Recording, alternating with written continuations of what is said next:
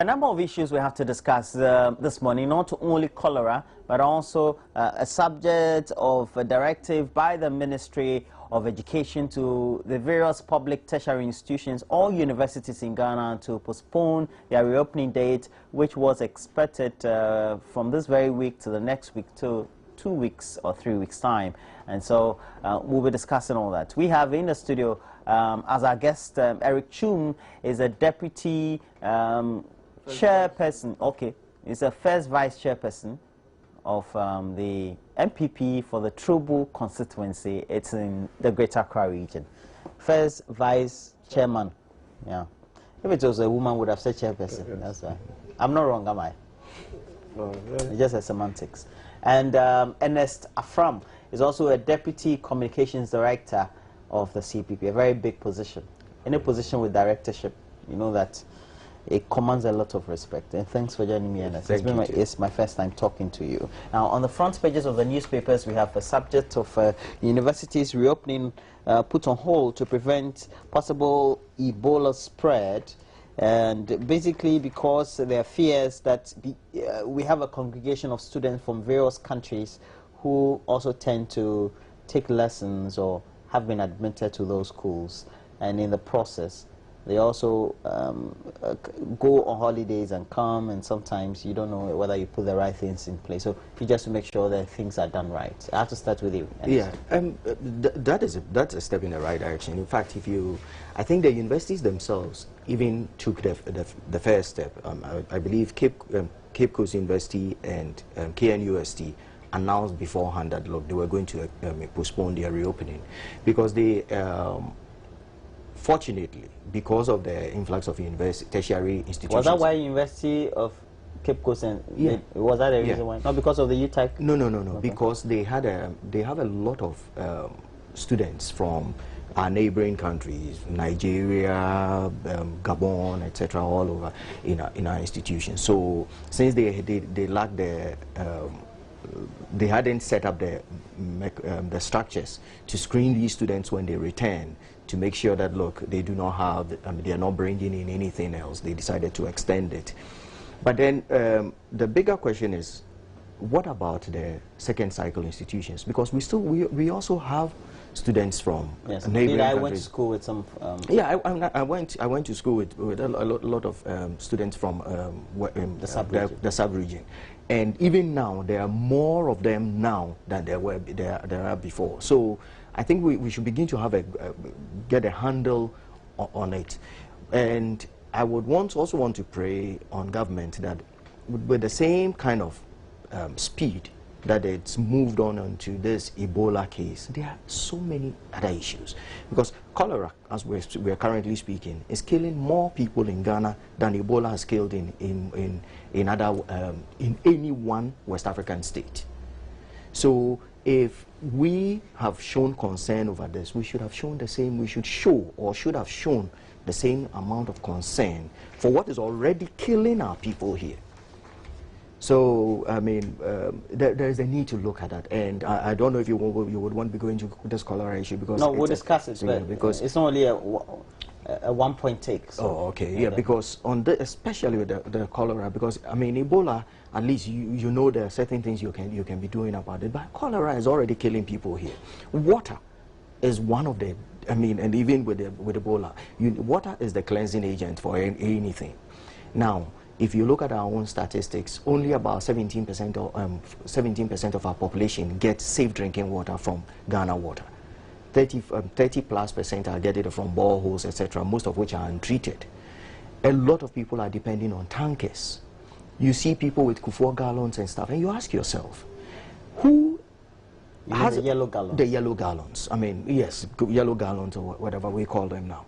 The problem we have, I ask myself, is hasn't Ghana Water sat down and decided that, look, you know what, this area has no water. I am going to set up a station here where certified tankers would come, collect water from this station and supply this area safe drinking water. Before someone is allowed to sell food on the side of the road, someone goes there and takes things from money from them, etc. Has anyone ever gone there to make sure that, okay, because where you're taking the money is not where the person prepares the food. Most people prepare them from their homes. And that's a fear, because the person may have been contaminated or infected. A lot of and I hear sometimes the bacteria or the bacillus will be on you for a number of... Yes, and you see... somebody can be a carrier. You know, really. When you read the census report, the statistics of the census report, the cholera case is no surprise at all. When only less than 20% of this country, people in this country, have WCC. Okay, you seem to have turned my question on Ebola to cholera. So hold on, we'll discuss that as far as preparations are concerned.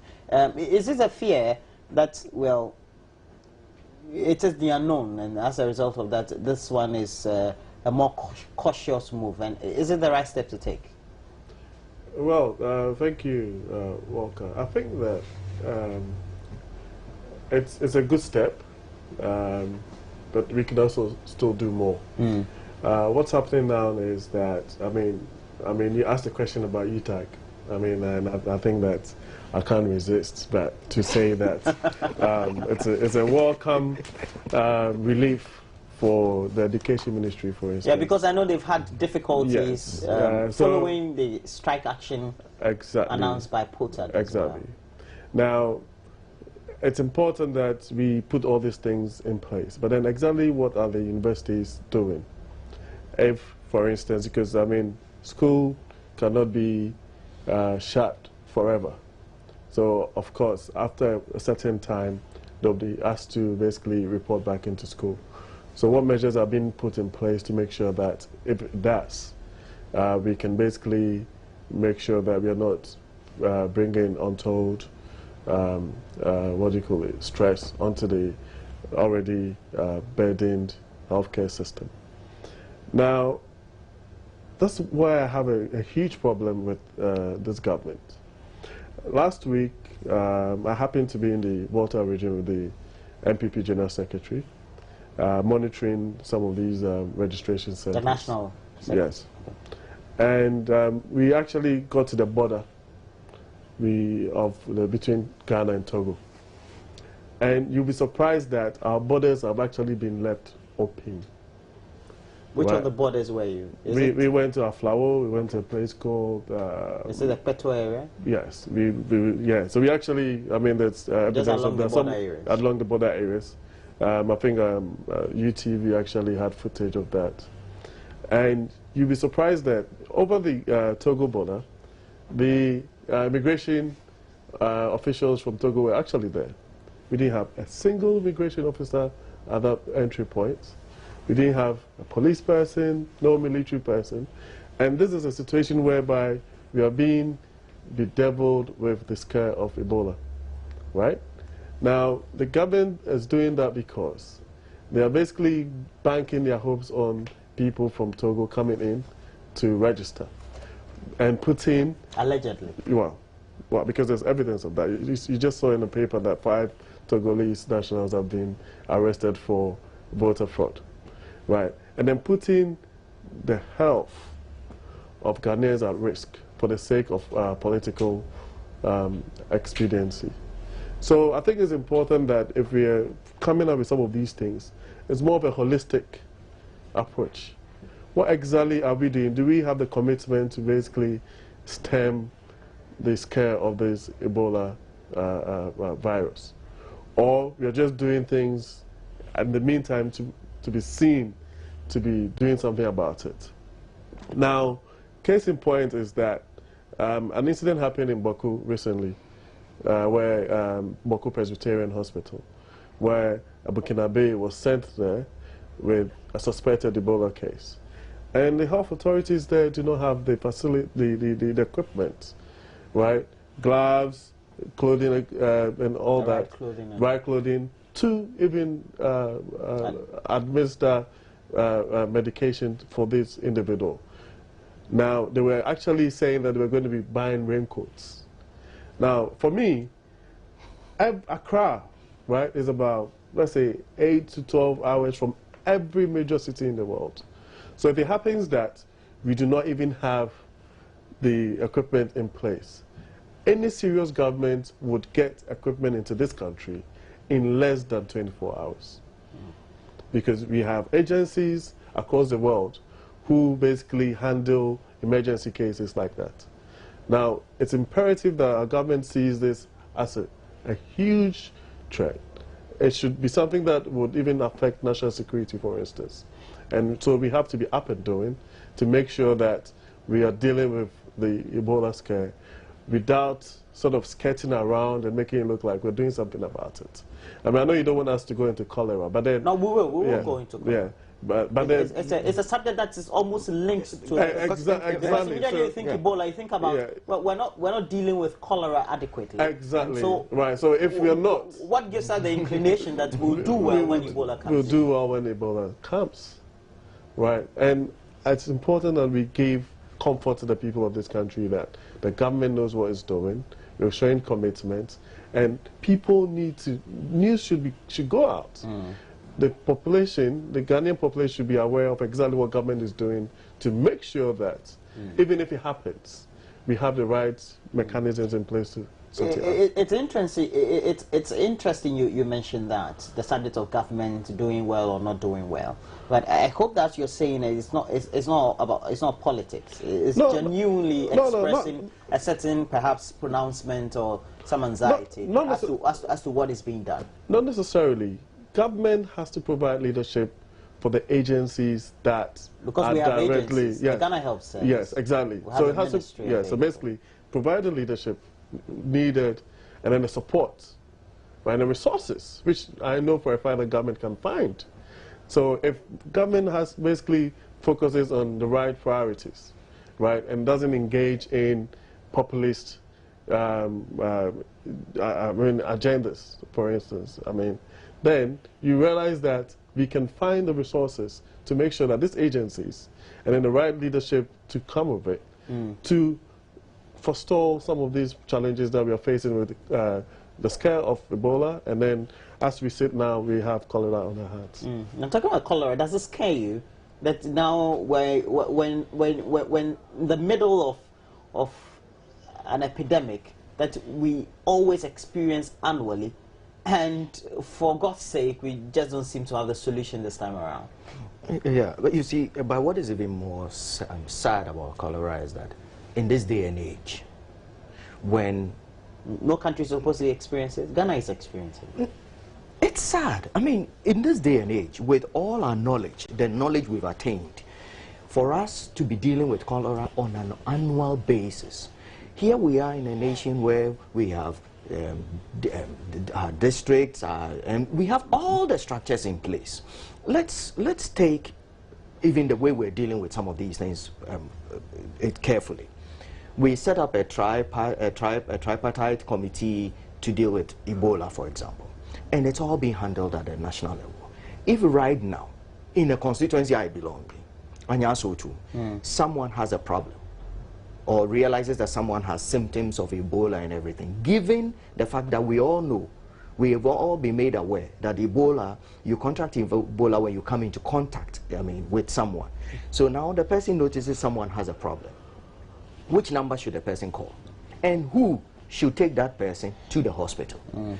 You would have thought that this tripartite committee would have sifted down to the local government, so that in every district, either with their CHIPS compound or whatever, they have a number with people equipped in that constituency, so that when there is a call for this, these people will come in with their gear and whatever, take the person. Because by the time, given the way we transport people to the hospital, someone has an emergency, 4 or 5 people sit in a cab, a taxi with the person. By the time you get to the hospital, you've now moved the disease from 1 person to about 3 or 4 people. Whereas if you had a better plan, where someone knows that when I call this number, professionals, people who are equipped to handle this would come, remove the person, and even disinfect the home or whatever, whilst they go and look into it. Then you know there is something. Right now, all we're doing is just the rhetoric. Talking about cholera, I don't even want to go into the areas of sanitation. Mine is water, water, water, water. We've been talking about people washing their hands, washing their hands, washing their hands. How many people have access to clean water? Most people, I mean, if people are fetching water in yellow gallons, we're saying you need to wash your hands in running water. The person fetched, you saw the person fetching water. Running, but perhaps maybe stored somewhere. In a yellow gallon. Well, even if it's in a so it means the person is going to pour it in a bowl. Secondary. So now, if a whole household is depending on 6 yellow gallons of water, I go through, in my house, we go through about 1,000 gallons in 2 weeks. And one day when we weren't supplied water for a while, that is when I realized how important it is to have water. So your concern is that these yellow gallons could also be transmissible agents? No, not they being transmissible agents. The person, how many yellow gallons can a household keep? So it means that people are going to be very economical in their use of water. And in so doing, the first thing that the first thing that suffers is sanitation. If the person can wash their washroom once a day, they would rather wash it twice in a week. All of these things have an effect. When the person sees his child washing his hands too much, hey, you're using the water too much. Because look, it takes, you see, these are things that local government should have addressed at this point. And that is where I see government failing in year in, year out. Because you see, our problem is not water, it's that we do not have the water. We have the water bodies. And we even at some point even have to open the floodgates and to flood houses. Gush water out to flood houses. So what you can do, people have been creative enough to take up trucks, put polytanks on it, and they've made their own makeshift tankers. Okay. Ghana Water should certify these people. You would have a sticker on it. Local government, you know that, okay, these 12, 20 trucks supply this area, because we know we've not... Is it not supposed to be standard boards, rather? The Standards Authority? Standards Authority or FDA? Yeah. But right now, when that guy brings that tank... You don't know whether it's wholesome or not. You not. don't even know where he got it from.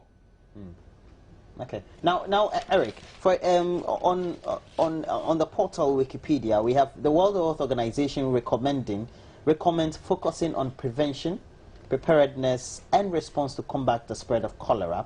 They also stress the importance of an effective surveillance system, and they note, that's the WHO, governments can play a role in all of these areas and in preventing cholera or indirectly facilitating its spread. It says in developed countries, due to nearly universal advanced water treatment and sanitation practices, cholera is no longer a major health threat. The last major outbreak of cholera in the United States occurred in the years 1910 and 1911. We're way back. Right.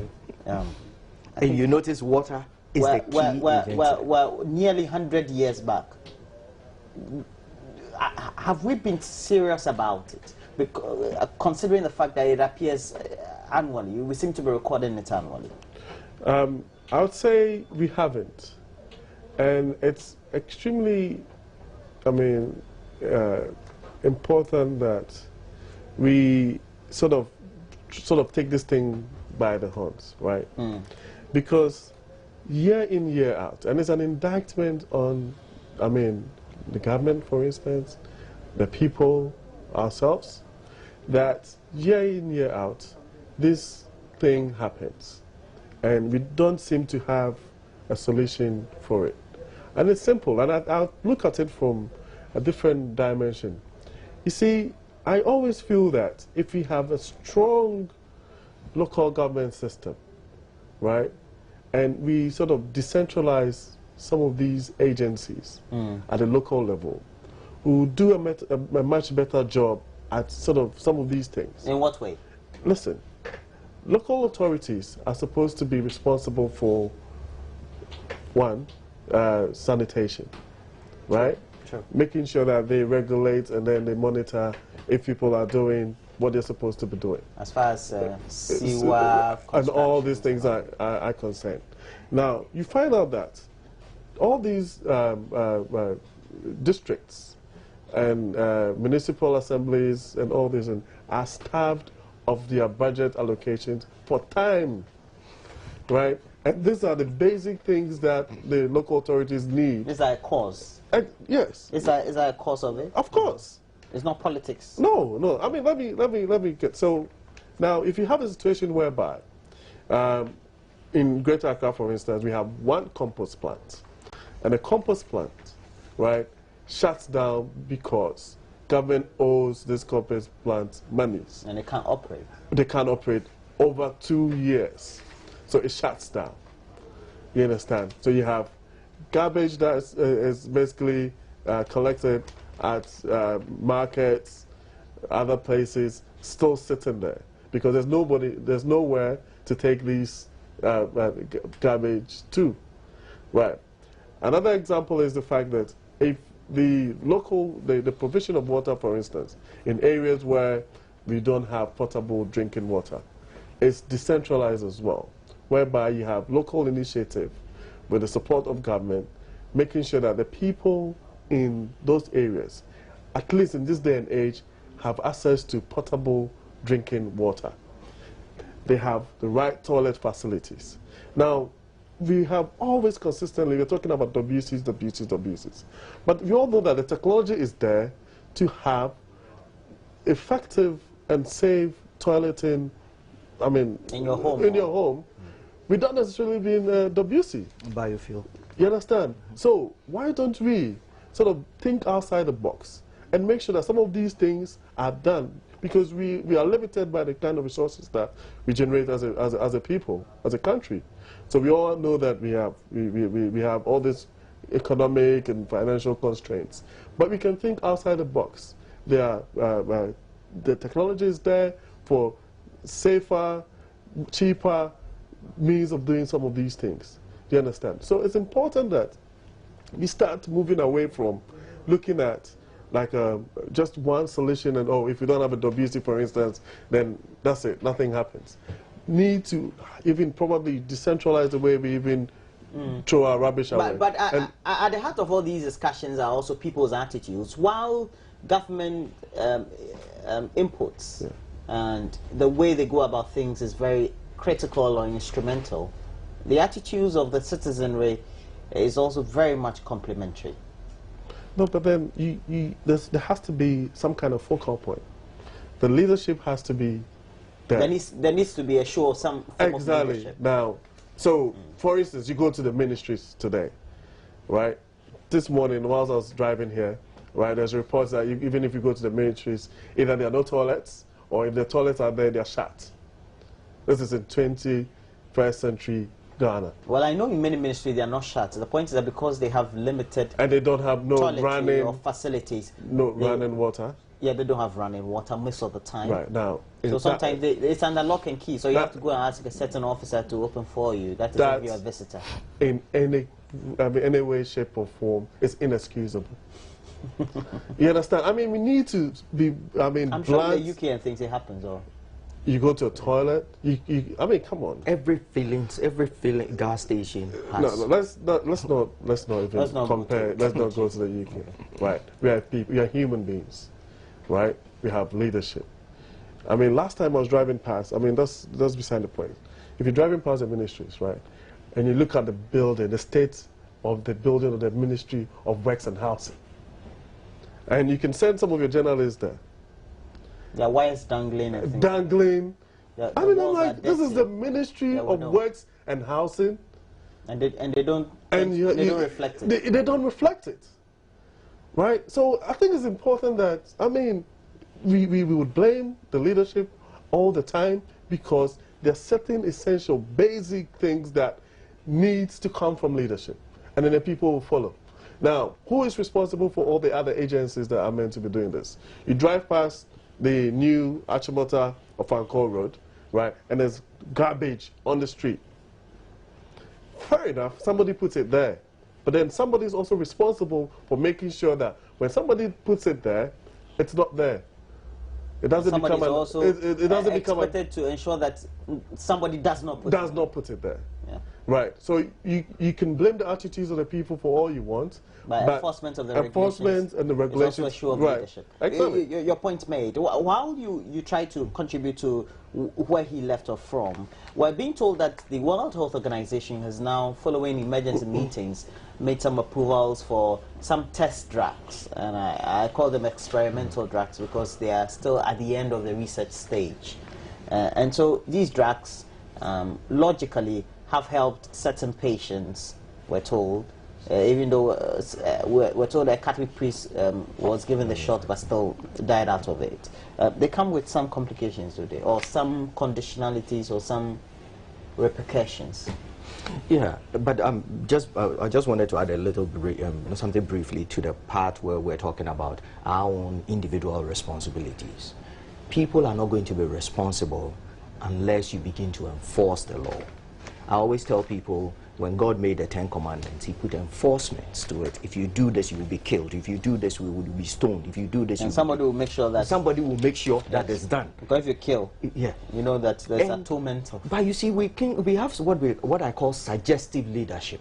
You know, I just expect people to do the right thing, and we don't have to do anything. Until the only laws that people obey are the laws that are enforced. And so that argument we should put aside. Let's start enforcing the law. Someone dumps refuse somewhere they shouldn't, take him to court, fine him. If he can't pay, let him go weed somewhere. We have a lot of places that are overgrown. 2-3 times, people will set up. That is leadership. Now, on this issue of the new drug, I come at it from 2 angles. One, it really shames us as Africans. Ebola was discovered in Africa in the 70s. It isn't a disease that was discovered in Europe or in any of the other Western nations. It was discovered in Africa. But even the person who realized that, okay, there's a disease in Africa in the 70s, which when it came about, we couldn't find a cure of. Person went to his lab, call it diabolical, call it whatever. It's not affected. He went into his lab, and he started, doesn't affect his environment in any way. And he started tinkering with it to find out, to make sure that, look, if this ever ends up here, I should be minimally prepared. And your argument is? My argument is, we Africans. That living with it. That we're living with it. That we knew. Congo, Congo is here. We go there. We do it's things. Not only Congo. I think there was an outbreak in Zaire and Uganda. Yeah. What did we do? We have scientists in this country, don't we? We have chemists in this country, don't we? Don't they go to the same schools? In fact, some have even gone to the same Harvards and the Yales, and they have the same PhDs and whatever, all the acronyms and titles and letters. In America, you have Johns Hopkins University. We also have Kolebu Teaching Hospital. We have, and some of our resources went there. And you know, and think about it. At the end of the day, we started off right. Animal research, Ghana's Animal Research Institute, years ago, actually found, a solution to the Cheshire problem in West Africa. Ghana did it because we had a research institution that was working. Put up by Kwame Nkrumah. Ah, okay. That's where you are heading. I sometimes try to leave these things out because it's not about the personalities. It is about the thinking. You see, till we get to a point where we have leadership that can actually think its way and logically and say, you know what, let me think 10 steps ahead of the problem, we would always be where we are. But we lack that thinking skills now. So right now all we do is this firefighting. So we wait for the problem to come, and then we put, even if you look at like this World Health Organization. Now we're being told that they'll give us experimental drugs. They'll give us the drugs. So we'll be guinea pigs then? Of course. We have no option. We have no option. But they come with certain repercussions, because then, you know, for every disease we have the epidemiology, and as you administer and all that, you have to look at the treatment phases, you do the monitoring, you look at what the side effects. And you know, the sad thing about it is, even yesterday I was reading something about this, is it the MZAP, ZMAP, the ZMAP the thing, and they said one thing is that even the primate report, which is the test they did on the monkeys, etc., the report on it is not even ready yet. So, well, we have diverse reports, but yeah, I mean, it was favorable, but it is not ready yet. So it's still, I mean, it's something that is in the works. So that is why now they are getting people to sign off, saying that, look, we have no responsibility. We all know responsibility. Especially to Liberia and Sierra Leone. Yeah, and do we have a choice? We don't. But you're actually dying, so whether you sign or not. Whether you sign or not, either way you die. So give yourself half a chance to live. But I would hope that from this point onwards, we pay ECOWAS levy. Do you know every time we import or with the things that we buy, we pay a levy towards ECOWAS. You would think our leadership would even put a fund together. If Ghana cannot have lacks the resource to set up its own research facility, why can't we do it as a collective? We should have a pool. A pool for our experts in the sub-region. Yeah, so let's say we put 10% of our... think out with their thoughts. Yes, say let's put our scientists together to deal with some of the problems that plague us. Are we ever going to do that? I am hoping we do. Well, Eric, so now this is where we are, and so at this stage, everybody seems to be living in fear, while we know that we've had suspected cases. Just in one of the papers this morning, we're told there's a fishmonger somewhere in Tema, Newtown, in Tema, now who's been monitored because she sort of exhibits symptoms of the disease. But if you look at the initial symptoms, they actually have replications in many of the tropical diseases we experience in Africa. It's a bit difficult for the health experts. Do you think that you're confident in the current steps being taken now, the educational institutions being postponed as far as their opening date, where a press conference has been convened already twice, we're being told that in 3 weeks' time we're going to have all these makeshift quarantine areas available? You're confident now? Well, I think that we could do more. You see, in terms of the information actually getting down to the grassroots, I don't think that is there yet. So, which basically adds to the panic, and the fact that people sort of see things that hitherto were normal tropical conditions, like you say, and then they sort of assume that it's Ebola.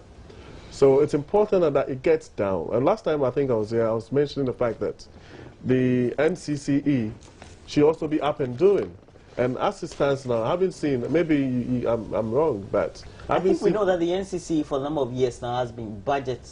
No, I mean, and of course, I mean, that it's something that we can sort of get into at a later date. But what I'm saying is that, I mean, as it stands now, I haven't seen a single advert, I mean, coming from government as to exactly what's happening with this Ebola situation. At this point, we should be sort of handing out leaflets and pamphlets to people. Intensify education. Make sure that some of these things are information, education, communication some of these things are actually IEC activities. Yes. Translated into the local languages. We can use churches, mosques, and all that. You know, and you see, I worry about the way we react to situations in this country, because it's not rocket science, right? It's not rocket science that there's an existing network that can be tapped in. So why don't we use some of these institutions to make sure that the information is actually going down to the grassroots? You know, so it's important that we move away from the big talk, press conferences and all that, and then get to the bottom, right? That's where the scare of Ebola is. So if people don't really get the information that they require, then they'll make their own, views. They'll basically build their own views and then react to suspected cases in different ways. So I think that we need to move away from that and then start with, be more proactive and become more action-oriented.